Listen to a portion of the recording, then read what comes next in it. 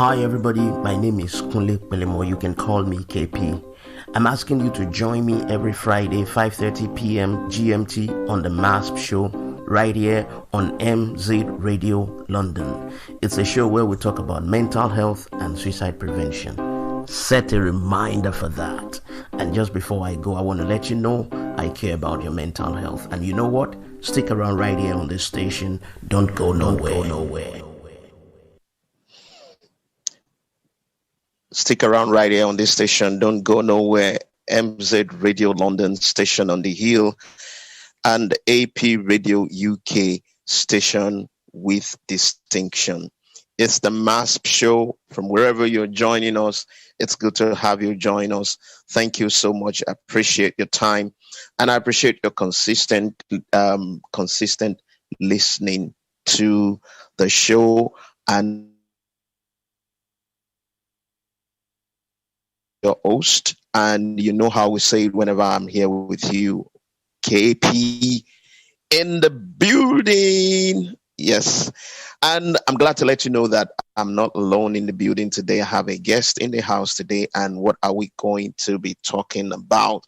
I'm going to let that out very, very soon. And before I do that, I want to tell you, like I normally do, that if you have somebody who is not listening to the show yet, just go ring that person, prod that person, tell the person that the MHAASP Show is on already. So the person's because as usual, it's going to be another bumper package. Who is my guest today and what are we going to be talking about? And I want to face mental health issues. Therefore, it's important to discuss how they can be offered adequate support in this regard. And I have a guest in the studio who we are going to have this create conversations around the topic, and is somebody who has been a very good friend of mine from way back in the university days, and we are still waxing strong together. My guest today is Temitope Michael Ojofeimi. He's the lead facilitator and CEO at MindMax. He's an intervention and facilitation strategist for improvement in academic performance, social and behavioral skills in children. He is a cognitive behavioral therapist as well. Welcome with me, Tope Ojo. Tope, how are you? KP, good evening. It's good to be here. Thank you so much. I want to state clearly that it was a short notice that you're going to be on the show, and you made. Oh yes. It means a lot to me. Thank you once again. Yeah, you're welcome. You're welcome. You've been a brother, you've been a friend. I can't begin to recount of a positive improvement you have been to me. I won't lie. And I can only appreciate you more and more. So when you gave me the notice that I'll be on board today, I had no choice than to just make our time. And it's always a pleasure talking about special needs children. So any platform or however way to talk about them, to give them, to create awareness, to help to create a better living platform for them. It's always my pleasure, and I'm glad to be here today. Thank you so much for having me. It's a pleasure as well. So that will lead us into the first question of the day. I want you to first and foremost give us an insight into who children with special needs are. Yes. Okay. Like I said, and like you know, if I start talking about children with special needs, the pattern, the behavioral pattern, communicative issues and all that, we're going to be here. And I bet you 30 minutes is not going to be enough for us to talk about them. But let me just put it straight and simple.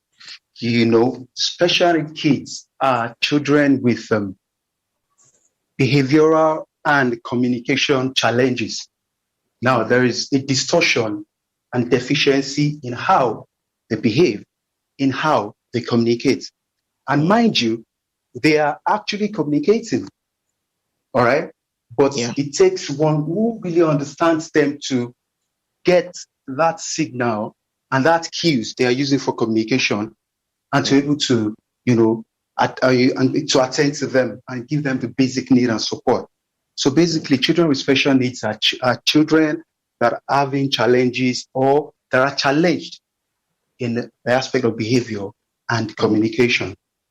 Wow. Yeah, that's it. Simply put. Yes. Yeah, I mean, that was so explicit. As simple as you put it, is also comprehensive. Yes. Now, let's try to narrow it down to what this show is all about their mental health. From your experience, I know you've been working on this for close to a decade now. I mean, working with children with special needs and with, great results to show for it. What do you think are the challenges they are facing as regards their mental health first, before we talk about the type of support they can be offered? So first, what are the challenges? Now, I'll be sincere with you. These children face a lot of challenges, innumerable.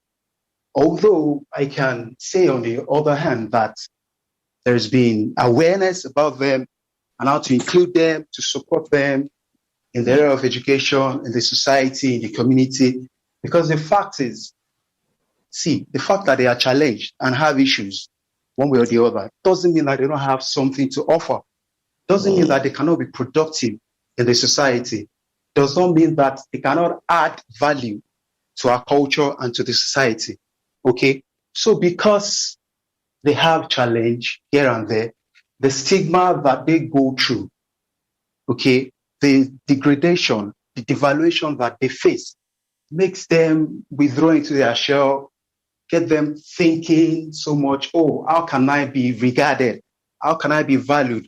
So before you know it, they throw tantrums, they exhibit some form of negative behavior. It's not, these behaviors, when they come out in these children, it doesn't mean that it is their normal way of behaving. They are actually trying to pass a message of acceptance, of please accept me. Please, I have things to do. I can, partake. I can add value as well.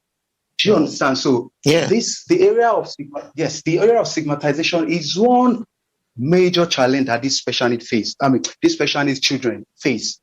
And society needs to do more. I know that there is awareness, and parents are beginning to open up now. Okay, parents are, the level at which they live in denial, it's, reducing. They are beginning to open up. They are beginning to bring them out and expose them to good lifestyle, good means of livelihood, and expose them to, how do I put it, skills that they can pick up. All right, to make them valuable to the society as well. But one area of challenge, which myself and people that are into the facilitation job with them are facing, is just that area of stigmatization. And I will not lie to you, it is affecting the mental health gravely, because it's making them feel not welcome. They are so withdrawn into their shell. They don't want to socialize. They don't want to mix up. They don't, because they feel like they cannot offer anything to the society. And I bet you, and I can tell you that working with them, I have seen a whole lot. These skills, these children are gifted. These children they are skilled. There is a whole lot of potentials embedded in them. So the society needs to wake up. Parents need to wake up. Schools and governments needs to wake up, bring in policies that will, the government are trying, like I said, but they need to do more in making sure that policies are put together to help them exhibit and, like keep saying, be a value to the society, because I believe that they can. They surely can. They surely can. They have the ability to. So it's just, we just need to accept them and give them the chance and give them the support necessary, just like you said. And like I said before, you feel people that don't understand them feel they are not communicating. But I can bet you they are actually doing that. They are giving you cues. They have their communication or communicative sign and signals and cues that we only need to wake up to and understand them. That's insightful. That's insightful for everyone who is listening. For those who have a child, or somebody who does. These are the things that you might just need to jot down, so you can apply them. And I'm sure it will go a long way in correcting so many anomalies in our society as we have. We're going to go on a very short break now, take a musical break. And when we come back, you're going to tell us how we can support the mental health of children with special needs. Yes, still the MHAASP Show. We'll be back after the song of Sheung Ebenezer is right here.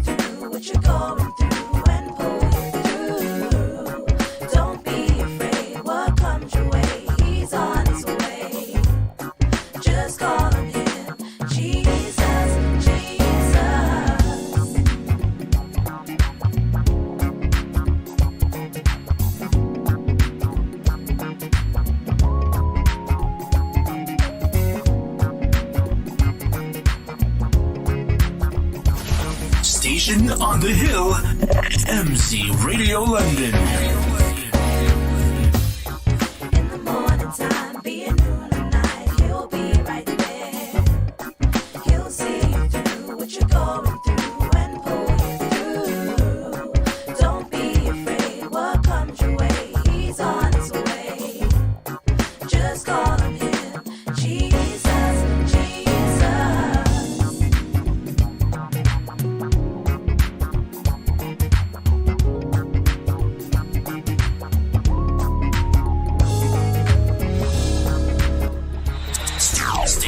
On the Hill, MC Radio London. Welcome back to the MHAASP Show on MZ Radio London and AP Radio UK. We've been talking about supporting the mental health of children with special needs, and I have in the studio with me Temitope Michael, Ojofeimi. And before we went on that break, we said you're going to talk about how to now support the mental health of these children. Over to you, Tope.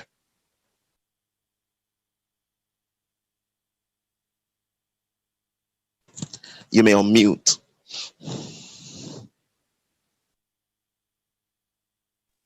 All right. So, like I said, it's so good to be here. And there are various ways where these children can be supported. Everybody has got a role to play. From the family front to the school, to the society, to government, and individuals. Okay, we've all got a very special role to play in helping them develop, helping them improve, and the thing is, they can actually get better. The fact that there is challenge doesn't mean that they cannot get better. The fact that they are challenged in one way or the other does not mean that they are not useful to the society. And they cannot be useful in the society. Okay, now let me start from the family front. I'll break these ways into two. The family front, because the family play a key role, okay? Even in the life of a regular child, we know how parenting and upbringing can affect either positively or negatively the life of a child. So also in the life of a special need child as well. Okay, so the first thing the parent should do is to be intentional and attuned. Okay, they should be intentional. Like, okay, Now there is a challenge. I accept that there is a challenge. I accept that my kids need extra support. I accept and I know that my kids need extra help. How do I go about it? They should stop living in denial. I'll not lie to you. There are parents that, okay, we know that the children are battling or having challenges when it comes to behavior and communication and other areas of special needs. Like I said, it is quite vast. It is wide. Okay, we can't keep mentioning various ways where, different kind of special needs that children, might exhibit. But they should be intentional about helping them. All right, and stop living in denial. This is going to pave way. In fact, that is the first kind of help you can give to them. When you're intentional, you're loving them. When you're intentional, you're ready to care for them. You're ready to go the extra mile in catering for their need and helping them get better. The thing is, the fact is this, KP. It's not about pitying these children. It's about, okay, let me pity them. Let me say out of pity. No, it is about making them get better. It is about helping them improve. So we're not saying pity them now. You see them walk on the road and they exhibit a form of communicative behavior or behavioral issue, and there is distortion in their behavior or communication. I feel, hey, sorry. No, it is about helping them get better, making them independent, creating a self-belief in them as well. So parents need to be intentional, and they can nurture their child's mental health by paying close attention to their child's verbal and non-verbal cues. Like I said, these children are communicating. Now there is need for them to pay a very special and good attention to those cues. Okay, the child wants to eat, the child wants to express, the child wants to do a special craft or a special skill that he has interest in. They are passing this message, they are communicating. So parents should pay attention to this. Now it helps them identify when your child needs support or when they need someone to talk with. They want to talk, they want to communicate, they want to relate with you. So you should pay attention to these little ways that these children are trying to exhibit this form of communication. Like I said, if you leave me here, I'll just keep talking and talking. Let me go to another area whereby we can help them from the family front. Okay. Yeah. Now, understanding cues and signs of communication that these children are exhibiting, number one. Then number two, there should be a structure. Okay, there should be a structure for help. There should be a structure for support. Okay, you know that, okay, my child is special need, all right, my child has special need. How do I come in to help this child?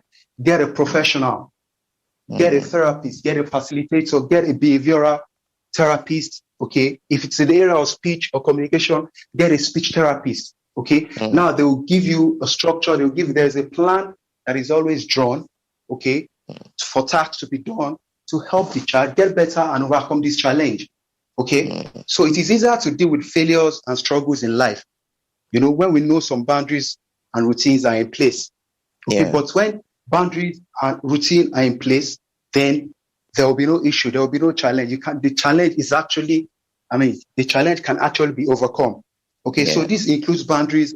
Okay, for example, at home, you know that, okay, this is supposed to be your child's bedtime. Let the child know at this social time, just like a regular kid, at 9 o'clock, I have to go to bed. Yes, let me go. Oh, it's full time. There are various ways whereby you can help them understand this thing. Okay, there are prompts. The area of prompts can be visual, prompts can be modeling, it can be all sorts.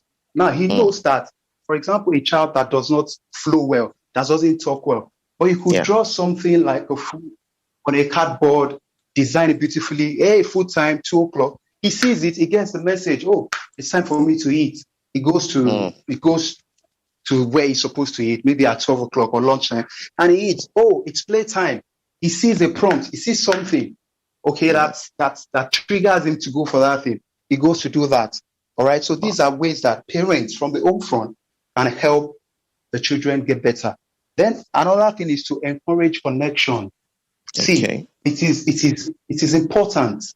Connection is, why I'm saying all of these things and why all of these things are important is because it one way or the other affect the mental health of the child. It either boosts it or kill it. So all of these things Yes, all of these things being put together will help. Now, the mental health of the child is now being helped. There is a sense of self-belief in that child. The child is getting better. The child is improving. If it's a child that is that is already withdrawing, gradually comes out of his or her closet and starts doing things normally. I'm not saying there won't be challenges. Now, the fact is, we know and we've been able to recognize that there is a challenge. But from the home front, now we are trying to help the child get better. Now, encourage connection. Okay, social health is a key part of mental health. So, and it is normal for human beings. We are wired for connection. Everybody wants to feel loved. Everybody wants to be connected with something. So you build relationship with them. Let them know that, okay, I'm here for you. Let them know that, okay, they are being cared for. So they open up, even if they are exhibiting all of these, traits and behavioral thing. You know that, okay, yes, this is an angle where I should come in to help. Okay, so these are various ways that from the home front we can help them. Then, the last thing I'd like to talk about how family and from the home front we can be of help to these kids is we should model good behavior as well. Okay. The children, either cerebral or special needs, are always, there is this thing about them that it is what they see that they quickly pick and learn from. So parents should be careful when it comes to behavior as well, when it comes to reaction, because especially you're dealing with a child on the spectrum or a child that has special needs. So one of the most important ways parents can nurture the child's mental health, you see, I'm hammering on that point of mental health because it is key, is to model healthy behavior that are positive, good behavior. See, KPI, I can tell you that these children, as you think that they are challenged, are smart and they pick things. They will pick it. You'll just be surprised. So if it's a negative or a behavior that is not good, they pick it. Also, a behavior that is very good, they pick it. So this includes being open about your feelings, without, be open about your feelings to them when it comes to how you talk, how you behave. These children are watching and they're picking it as well. Okay, comportment, etiquette, they are watching. You can't say, oh, well, he doesn't talk well, he doesn't have something to help him think. No, they're actually working. And like I said, they have their own area of strength. And you'll be so surprised that they are picking all forms of behavior. So parents have to be careful and exhibit all of these things to help them get better. Okay, I think I'll stop at that from the home front. Okay. Okay. Yeah. Now, I know. Area. Okay. Go ahead. Another area where I'd like to talk, because we understand that most of these kids they're in school. Okay. Yeah. So the school has a role to play in supporting them as well.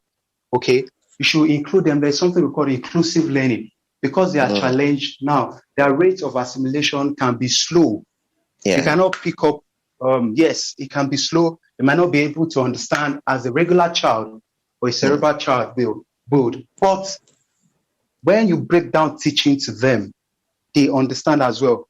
There is a form of teaching you give to them that they will understand. Practical, visual, and all that. People that are into therapy and facilitation will understand. So the school has a role to play in helping them, because when you include them into the school system as well, they're able to relate. Okay, any form of behavior that they're exhibiting that is not too good, they pick it up. Okay, I'm not supposed to do this. I'm not supposed to be tapping. I'm not supposed to be knocking the table, because I see that children in my class are not doing that. So gradually they pick up this behavior and it rubs off on their behavior as well.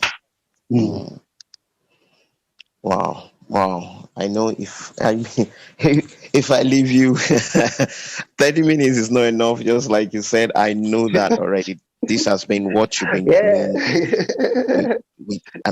Amazing result all over. I'm going to let you tell us about what you do, or the more, so that people will hear from the horse's mouth, and then how you can be reached before we'll leave the show. I know a lot about you, You've been a very wonderful person. He's multi-talented. He's an anchor person in Anchor's show. And yeah, there are times that I would not, because I do that as well. So there are some of the gig that I might not have time. I will say, well, Topwe, go and fill in for me. And somehow I'll get a wonderful feedback, Thank you so much. I appreciate it. So before we close the show quickly, in like 2 minutes now, what are the things you do? What are the projects you have? And then how can our listening audience reach you? Okay, yes. Like I said, or like you said, well, I'm a therapist. I'm a facilitator. Okay, I'm an intervention and facilitation strategist, and my field and my passion is working with kids with special needs. We work with schools, we partner with schools to help draw our plans in area of academics and following IEP. There's something called IEP, Individual Education Plan. Okay, that is being drawn. Has been duly followed, and other areas of behavior. With the 3 key areas where we help in developing kids is academics, behavior, and social skills. And by the grace of God, we've been able to make our own indelible mark, working with these kids, helping them develop, we've been able to record successes and improvement. So this is what we do, and I have a team that I work with as well. The name of the company is MHAASP, and for almost a decade, like you said, we've been working with parents, like I said, individually with parents at home. Then it's with the school as well. We partner with them to help them develop, because we understand that the school alone cannot do this. So that's why they need to bring in professional, and the professional will help. We're not coming to take over teaching. No, we don't do that. We're not coming to take over administration. We only support. We come in, we support, even alongside the school curriculum, to help that child understand teaching and to help the child get better in the area of academics. Then other areas like behavior and social that we see that needs help, there's a program that will duly follow depending on how challenged the child is. So program will be laid out, we duly follow it to help them improve and develop. So that's what we do.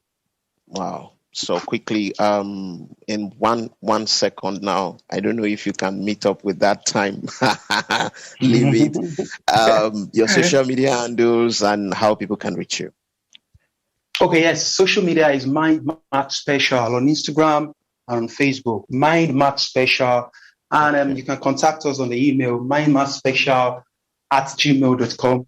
Okay, the website is www.mindmaxspecial.com.